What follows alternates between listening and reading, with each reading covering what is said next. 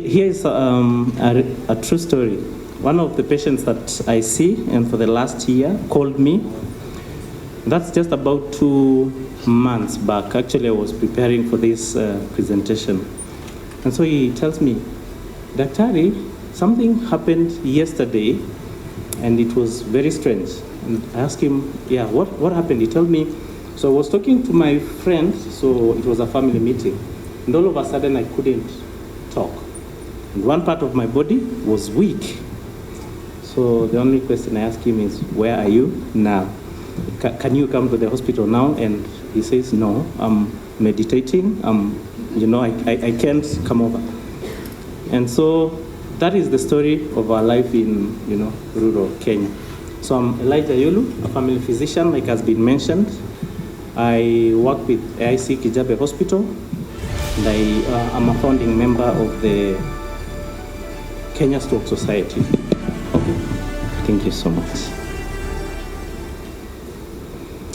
Did we see this recently? We did, right? Well, let's give an applause to all those who did the 5-kilometer run. Very good. Yeah, so that was very good. And our colleagues at Kenyatta, you're doing something that I'm going to speak into in a moment. So my story does not end there. There's a bit something more interesting. Now, the son of the patient that I just mentioned is my friend. So he calls me.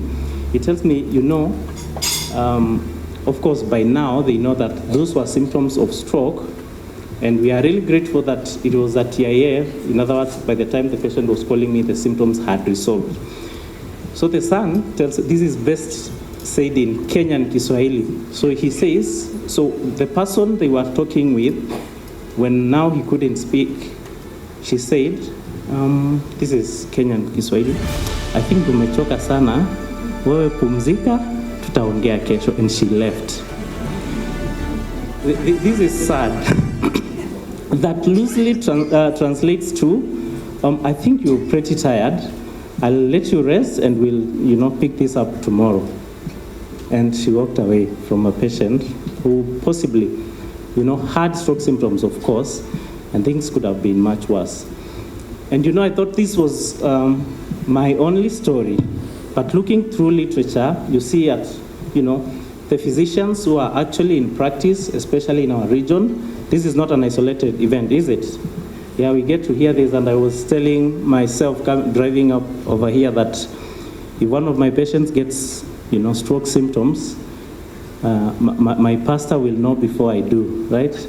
Yeah, so, and that is an intervention point. Maybe we should be teaching our pastors, our religious leaders, and telling them, when they come for prayers, well, you could pray for them for sure, but send them to the nearest hospital, right?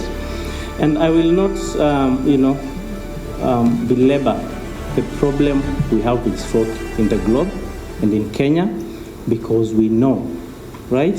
The title of my presentation was Public Awareness and Stroke Recognition. I almost renamed it to Stroke Awareness or Not, because public awareness is, terrible, like you've mentioned. What are the barriers? We've mentioned a few, right? Literacy levels within the region are just low, generally, but especially to medical things. Now, several studies done by some researchers, some within the building, have mentioned that, in Africa, we are talking about 30% recognition of participants, and that is at best 30% of the public can recognize stroke symptoms. And do you know something? Before we talk about fast, before we can be fast,